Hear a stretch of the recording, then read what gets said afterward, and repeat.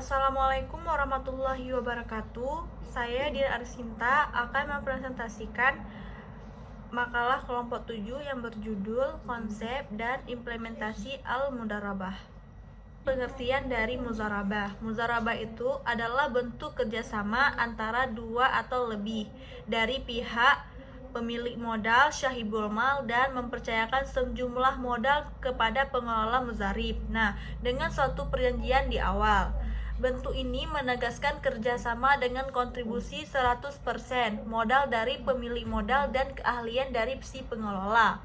Nah, muzarabah ini juga diartikan sebagai akar kerjasama usaha antara dua pihak, yaitu antara pengelola usaha yang disebut sebagai muzarib dan pihak memiliki modal disebut sebagai syahibul mal.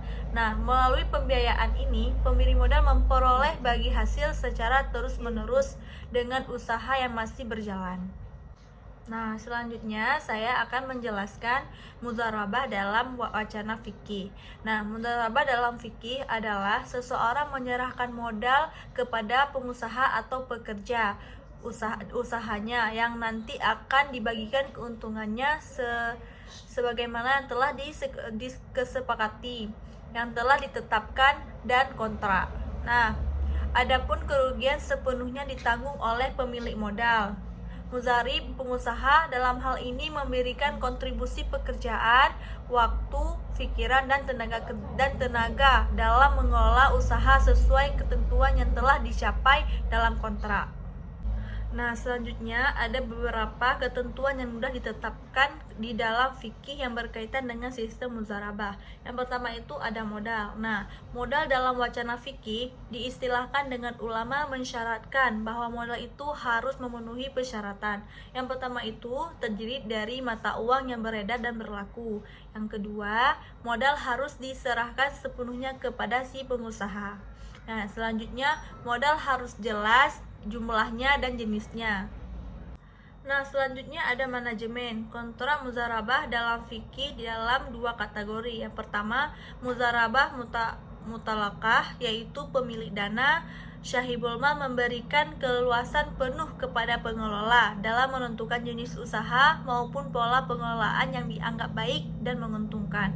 Yang kedua ada muzarabah mukayyah, yaitu pemilik dana memberikan batasan-batasan kepada pengelola usaha dengan menetapkan jenis usahanya yang harus dikelola dengan waktu pengelolaannya atau lokasi usaha. Akan menjelaskan yang ketiga, yaitu jaminan. Esensi kontrak muzarabah adalah terjadinya kerjasama dan saling tolong-menolong antara pemilik modal, orang yang surplus modal dengan orang yang memiliki keahlian dan keterampilan, sehingga jurang pemisah antara si kaya dan si miskin dapat dikikis. Nah, selanjutnya saya akan menjelaskan jangka waktu. Mengenai pembatasan, jangka waktu muzarabah diperdebatkan oleh para ahli fikih. Nah, sebagian ulama berpendapat bahwa dengan adanya batasan waktu, berlaku kontrak akan menjadikan kontrak itu batal. Sebab itu dapat menghilangkan kesempatan pengusaha untuk mengembangkan usahanya. Nah, dan yang kelima, nisbah keuntungan. Nisbah keuntungan merupakan rukun khas yang ada pada akad muzarabah. Karena itulah membedakannya dengan akad-akad yang lain. Nah, nisbah ini juga merupakan bagian yang akan diperoleh oleh masing-masing pihak yang berkontrak. Oleh sebab itu, boleh jadi terjadi tawar-menawar dan negosiasi pembagian nisbah. Nah, baiklah, yang terakhir bentuk muzarabah. Nah, dalam kajian fikih klasik, bentuk muzarabah yang dijalankan dalam akad ini dilakukan dengan modus pembiayaan atau investasi langsung. Nah, di mana syahibul mal bertindak sebagai surplus unit melakukan investasi langsung kepada muzarib yang bertindak sebagai defisit unit. Baiklah, saya akan menjelaskan landasan syar'i. Nah, secara syariah, transaksi muzarabah didasarkan beberapa nas Al-Quran dan Sunnah. Nah, secara umum, landasan syariah ini al-muzarabah lebih mencerminkan kepada anjuran usaha untuk melakukan usaha. Nah, hal ini tampak dalam ayat-ayat dan hadis. Yang pertama itu ada Al-Quran. Nah, ayat-ayat Al-Quran yang mungkin memiliki kaitan dengan muzarabah meski diakui sebagai kaitan yang jauh yang menunjukkan arti perjalanan atau perjalanan untuk suatu dagang atau usaha. Kedua, ada hadis. Salah satunya hadis Nabi riwayat Ibnu Majah dari Syuhab. Nah, yang artinya Nabi bersabda, ada 3 hal yang mengandung berkah. Jual beli tidak secara tunai, mukaradah yaitu muzarabah, dan mencampur gandum dengan jawawut untuk keperluan rumah tangga, bukan untuk dijual. Dan yang ketiga ada ijma. Ijma diriwayatkan sejumlah sahabat menyerahkan kepada orang muzarib harta anak yatim sebagai muzarabah, dan tak ada seorang pun yang mengingkari mereka. Nah, yang keempat ada kias. Transaksi muzarabah dikiaskan kepada transaksi musakah. Nah, yang kelima, kaidah fikih. Artinya, pada dasarnya semua bentuk muamalah boleh dilakukan kecuali ada dalil yang mengharamkan. Jelaskan rukun dan persyaratan muzarabah. Yang pertama itu ada rukun muzarabah. Nah, rukun-rukun kirat ada 6.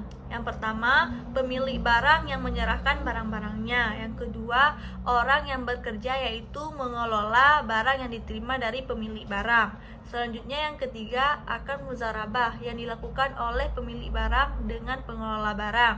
Nah, yang keempat, mal yaitu harta pokok atau modal. Yang kelima amal yaitu pekerjaan pengelola harta sehingga menghasilkan laba. Yang enam yaitu keuntungan. Baiklah, selanjutnya syarat muzarabah. Syarat muzarabah adalah sebagai berikut. Yang pertama, syarat yang berkaitan dengan orang yang melakukan transaksi. Yang kedua, syarat-syarat yang berkaitan dengan modal. Yang pertama, berbentuk uang. Yang kedua, jelas uangnya. Yang ketiga, tunai. Dan yang keempat, diserahkan sepenuhnya kepada pedagang yang mengelola. Baiklah, selanjutnya saya akan menjelaskan keuntungan sistem muzarabah. Yang pertama itu ada keuntungan hanya diperuntukkan untuk kedua pihak yang bekerja sama, yaitu si pemilik modal dan si pengelola. Yang kedua, pembagian keuntungan ini untuk semua pihak yang terlibat, tidak hanya untuk satu pihak saja. Nah, yang ketiga, keuntungan harus diketahui secara jelas. Nah, yang terakhir, yang keempat, dalam transaksi tersebut ditegaskan presentasi tertentu bagi pemilik modal, investor, dan pengelola. Nah, perbedaan riba dengan muzarabah. Sekilas, perniagaan muzarabah menyerupai riba karena masing-masing pemilik uang pada kedua transaksi ini menyerahkan uang kepada orang lain, kemudian menerima kembaliannya dengan lebih banyak. Nah, hukumnya itu sangat berbeda. Muzarabah hukumnya halal, sedangkan riba hukumnya haram. Nah, apabila kita berusaha mencari perbedaan nyata yang mendasari perbedaan hukum antara riba dan muzarabah, niscaya kita akan mendapatkan bahwa kaidah ini merupakan salah satu perbedaan utama antara keduanya. Nah, misalnya seorang pemakan riba berusaha memburu keuntungan, akan tetapi ia tidak mau mendapatkan kerugian. Oleh karena itu, ia menuntut agar modal yang dia keluarkan kembali utuh dan ada dan ada bunganya. Oleh karena itu, dia tak peduli dengan kerugian atau kesulitan yang menimpa penerima piutang. Tak kalah masyarakat di negeri kita lebih banyak yang menyadari akan keharaman riba dan bahwa dosanya itu ditanggung oleh penerima dan pemberi secara bersamaan. Nah, sebagian pemakan riba berusaha mengelabui mereka dengan cara mengubah nama bunga menjadi bagi hasil muzarabah. Nah, sehingga yang terjadi bila dari usaha berhasil diperoleh keuntungan, maka pemodal berhak menerima modal secara utuh ditambah bagi hasil. Akan tetapi bila terjadi kerugian, maka pemodal berhak menerima modal yang telah ia berikan secara utuh tanpa disertai dengan bagi hasil, yaitu bunga.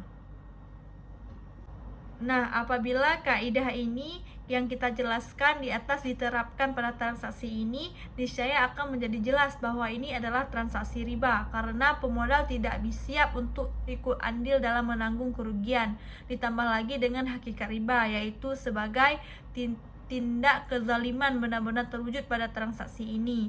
Nah, oleh karena itu, pengusaha penerima modal selain tidak mendapat keuntungan dan jerih payahnya merugi sehingga seluruh curuan keringatnya tidak mendapatkan hasil, maka ia masih harus mengembalikan modal secara utuh kepada pemodal pada pemodal. Baiklah, sekian presentasi dari saya. Bila ada kurang, saya mohon maaf. Saya akhiri, wabillahi taufiq wal hidayah. Assalamualaikum warahmatullahi wabarakatuh.